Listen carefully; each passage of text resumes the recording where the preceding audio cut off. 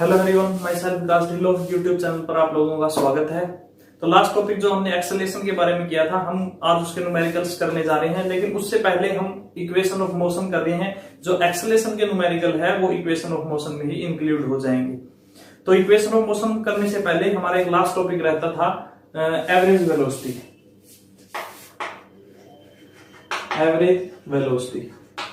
Average velocity ये जो formula है, ध्यान रहे, अगर एक्सेलरेशन का रेट अगर यूनिफॉर्म है, वैसे तो एवरेज वेलोसिटी का नॉर्मल फार्मूला रहता है total displacement by total time, clear to all. But अगर आपको एवरेज वेलोसिटी निकालनी है और एक्सेलरेशन का जो रेट है वो यूनिफॉर्म है, तब हमारे पास जो फार्मूला रहेगा एवरेज वेलोसिटी का, that will be initial velocity plus final velocity by 2, clear to all. Numericals, initial velocity plus final velocity by 2, u plus v by 2, और इसको आपको दिखाना v पर बार लगा देना, that is a symbol for average velocity.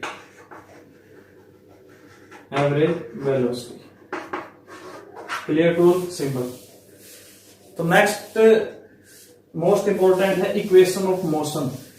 ये जो इक्वेशन ऑफ मोशन हम करने जा रहे हैं, ये हमें दो तरीकों से करनी है। एक तो सिंपल वे से हमें उनको डेरिवेट करना है, सेकंड वन हमें उनको ग्राफ से भी डेरिवेट करना है।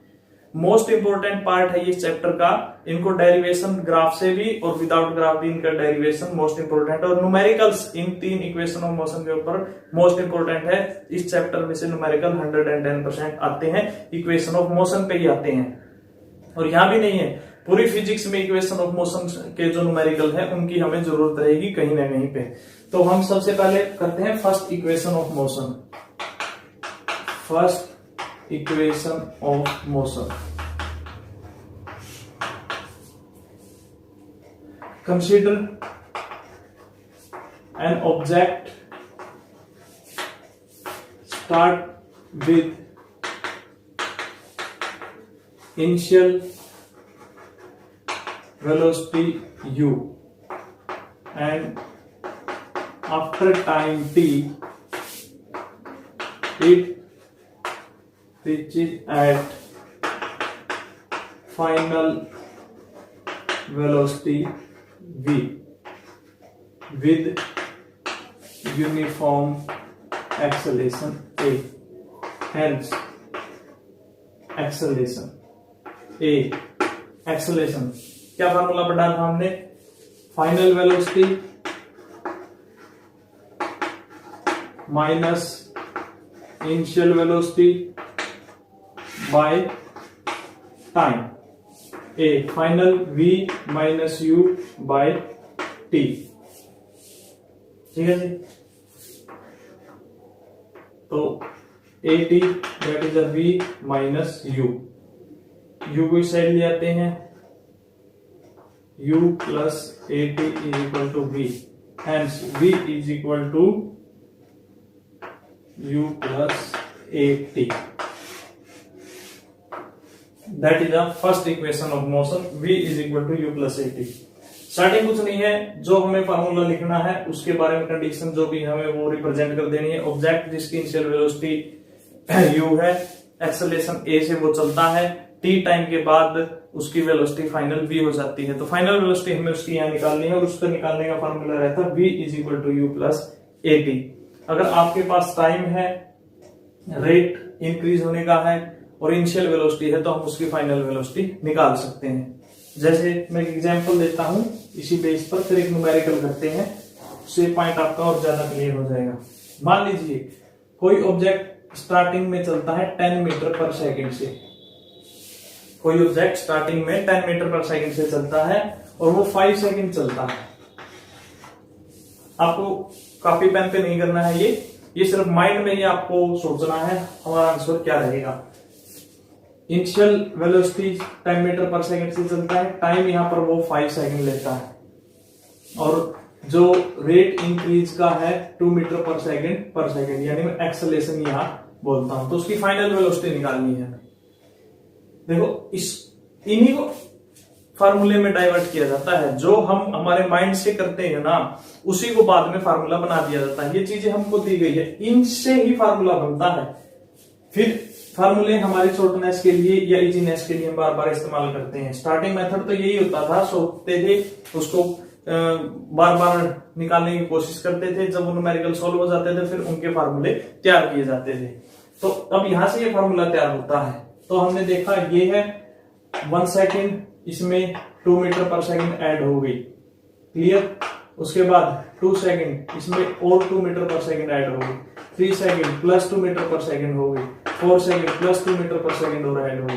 5 सेकेंड प्लस 2 मीटर पर सेकेंड और ऐड हो गई। ठीक है जी। यहां 12, 14, 16, 18, 20 मीटर पर सेकेंड हो गई। अब हमने देखा कि हमने कुछ नहीं किया, हमने ये किया जो 10 थी उसमें टाइम और एक्सेलरेशन की मल्टीप्लिकेशन कर दी और वो टाइम उसमें ऐड कर दी, आंसर हो गया 20। ऐसा हमने बार बार करके देखा, रिजल्ट हमें यही मिलता था। हमें करना क्या था कि इनिशियल के साथ एक्सेलरेशन और टाइम की मल्टीप्लिकेशन कर देते, ये मिलता। अब इसी को फॉर्मूले में लिख दिया, फाइनल वेलोसिटी निकालने के साथ इनिशियल प्लस एक्सेलरेशन और टाइम की मल्टीप्लिकेशन कर दे। That is a formula. v is equal to u plus at. v final velocity, u initial velocity, a is the acceleration and t is the time. अब numerical कर लेते हैं, इसमें आपका एक्सेलरेशन का भी सॉल्व हो जाएगा पार्ट और फर्स्ट इक्वेशन ऑफ मोशन भी।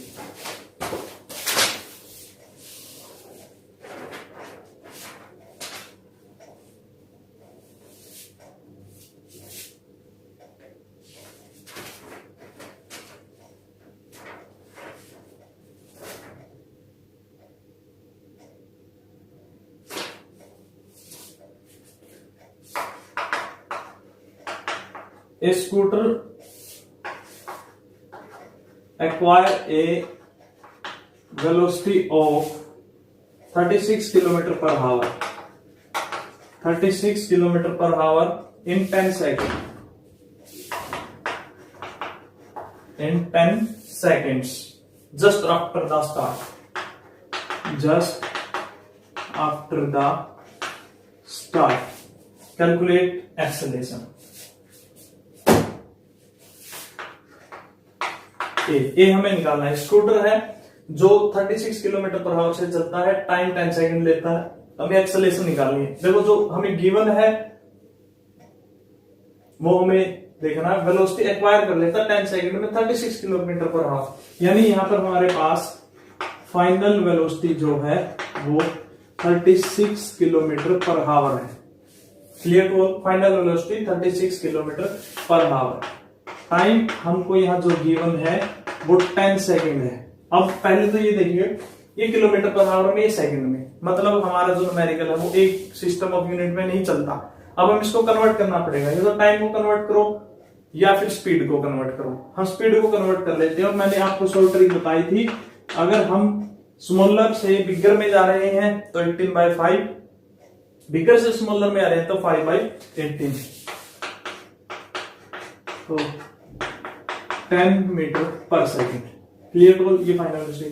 अब एक्सेलरेशन का जो फॉर्मूला होता है वो v minus you by T. T भी है, v भी है, u नहीं है हमारे पास। लेकिन एक बार स्टेटमेंट को फिर दोबारा ध्यान से देखिए, acquire final velocity in 10 second up just after the start, यानी इनिशियल स्टेज पर वो रुका हुआ था। स्टार्ट होने के बाद उसने एक्वायर की है, ये इनिशियल स्टेज में वो रुका हुआ था। रुके होने का मतलब उसकी इनिशियल वेलोसिटी है जो वो क्या है, u, दैट इज 0। अब हम फार्मूला लगा देते हैं, hence acceleration is equal to final velocity minus initial velocity by time. Final velocity हमारे पास है 10, इनिशियल वेलोसिटी है 0, टाइम है 10, दैट इज 10/10 कैंसल 1 मीटर पर सेकेंड स्क्वायर। स्क्वायर लगाना ना भूले, 1 मीटर पर सेकेंड स्क्वायर। तो फर्स्ट इक्वेशन ऑफ मोशन से हमने एक्सेलरेशन का भी निकल गया हमारा, फर्स्ट इक्वेशन ऑफ मोशन भी आ गई, दोनों तरह के न्यूमेरिकल सॉल्व हो गए एक ही टाइप से। तो यहां ध्यान रखना है, ये स्टार्ट है तो हमारे पास वो इनिशियल स्टेज में रुका हुआ था, रेस्ट में था, तो इनिशियल वेलोसिटी यहाँ पर 0 थी। कई बार हमें ये नहीं पता होता कि उसकी वैल्यू कहाँ है, लेकिन अगर आप स्टेटमेंट को 2 या 3 बार पढ़ते हो तो आप उसका आंसर भी वहां ढूंढ लेते हो। Now second equation of motion. Now second equation of motion, consider an object moving with initial velocity u after time t with uniform acceleration a, it acquire velocity v. S is distance traveled by that body, hence distance traveled is equal. Simple statement है, an object moving with initial velocity u after time t it acquire final velocity v with uniform acceleration a. एक object जो initial velocity u से चल रहा था t time के बाद और a यूनिफॉर्म एक्सेलरेशन के साथ उसने फाइनल वेलोसिटी v एक्वायर की। अब हमें निकालना है यहाँ उसने कितनी डिस्टेंस कवर्ड की। वैसे नॉर्मली हमारे पास जो डिस्टेंस कवर्ड का फॉर्मूला है, डिस्टेंस इन पर्टिकुलर डायरेक्शन बोल सकते हैं, डिस्टेंस ट्रैवल्ड या कवर्ड का फॉर्मूला है वो है वेलोसिटी इनटू में टाइम। सिंपल सा फॉर्मूला, यहाँ भी हम वो लिखेंगे वेलोसिटी इनटू में टाइम। बट जब ऐसा फार्मूला होता है तो वेलोसिटी तो सिर्फ एक ही होती है, या तो आपको u मिलेगी या v मिलेगी या सिर्फ वेलोसिटी के नाम से मिलेगी। लेकिन यहाँ तो हमारे पास दो है, u और v। अभी अभी हमने एक टॉपिक किया था एवरेज वेलोसिटी का, उसमें हमने पढ़ा था अगर केस हो यूनिफॉर्म एक्सेलरेशन का और आपको इनिशियल और फाइनल वेलोसिटी गिवन हो, तब हमें जो वेलोसिटी निकालनी है एक की वो एवरेज वेलोसिटी होगी। और एवरेज वेलोसिटी को हम इस फार्मूले में इस्तेमाल करते हैं, एवरेज वेलोसिटी इनटू टाइम, यानी अब डिस्टेंस ट्रैवल्ड का फार्मूला हो जाएगा एवरेज वेलोसिटी इनटू टाइम।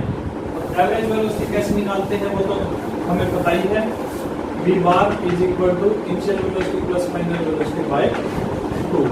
यानी अब मैं यहाँ लिख सकता हूँ s is equal to v bar into में time. s is equal to ये u plus v by 2 into में टाइम। क्लियर यहाँ तक सभी को? सिंपल सा फॉर्मूला है, displacement is equal to velocity into time. Velocity average रहेगी तो एवरेज में v बार सिंपल रहता है, फॉर्मूला रहता है v प्लस u बाय 2। तो from first equation of motion, from first equation of motion v is equal to u plus at, put this in equation, so first इसका equation first में यानी हमें v की value रखनी है, s is equal to u plus at by 2 into t। कुछ नहीं करना है, हमें सिर्फ यहाँ v की वैल्यू को पुटअप करना है, v की वैल्यू, v को एलिमिनेट कर देना है, u प्लस at। तो u और u 2u यानी s is equal to 2u at by 2 into में t। मैं इसको सेपरेट कर देता हूँ, 2u by 2 at 1 by 2 into t। अब इसकी मल्टीप्लिकेशन इनसाइड हो जाएगी, 2 से 2 cancel, ut plus half at square. तो s is equal to ut plus half at square. That is the second equation of motion. दोबारा देख लीजिए, displacement as well as time to time. First equation of motion से v की value हमें याद नहीं है, v को एलिमिनेट कर देंगे, u plus at by 2 into t।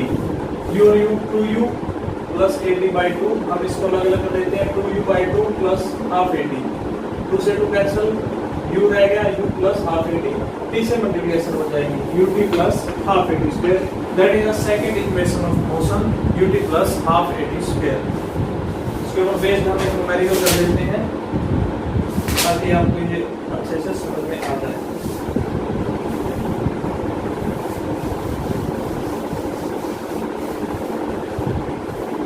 A racing car has a uniform acceleration. Racing car has uniform acceleration that is a 4 meter per second square. 4 meter per second square. Distance covered. Find करना हमें distance covered. Distance covered in 10 seconds. In 10 seconds after start.